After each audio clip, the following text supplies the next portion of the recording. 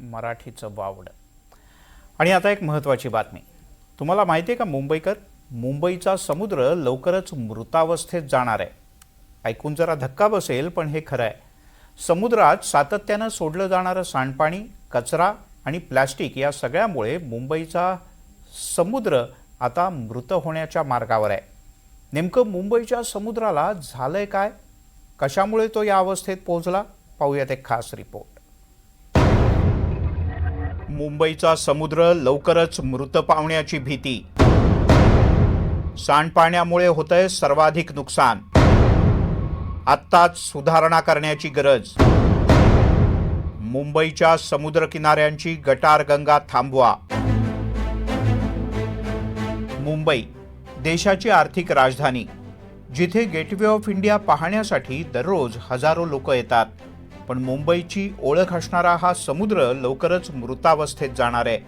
आणि त्याचं कारण सुद्धा तसंच मोठं आहे. मुंबईत दररोज तयार होणारा कचरा, सांडपाणी, अनेकदा प्लॅस्टिक सुद्धा थेट समुद्रात जातं.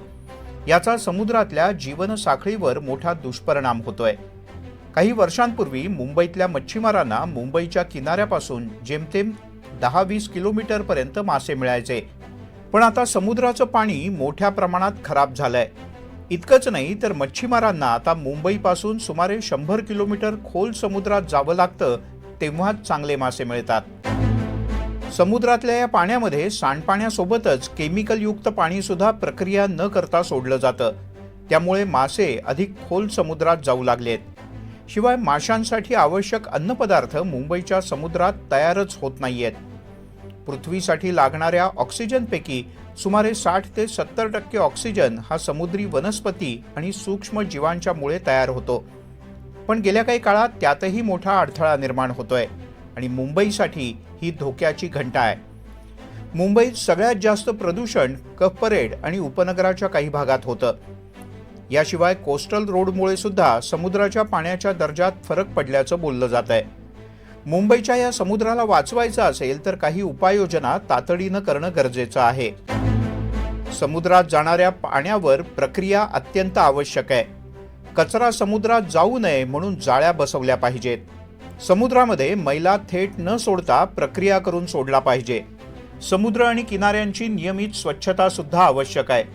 कांदळवनांचं संरक्षण आणि प्रदूषण विषयातले कायदे हे कठोर करण्याची सुद्धा गरज आहे. याशिवाय मुंबईला येणाऱ्या जहाजांवरचा कचरा कुठेही टाकण्यावर बंदी घालणं सुद्धा आवश्यक आहे. मुंबईची शान असलेला आणि मुंबईच्या सौंदर्यात भर घालणारा हाच क्वीन्स नेकलेस.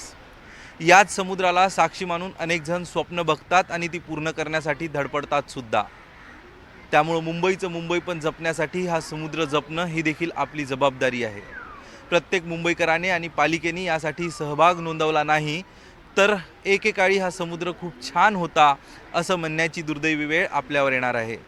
त्यामुळे प्रत्येकाने विचार करा आणि तशी कृती करा. कॅमेरा पर्सन देवेंद्र दयाळकरसह अक्षय कुडकेलवार, NDTV मराठी, मुंबई.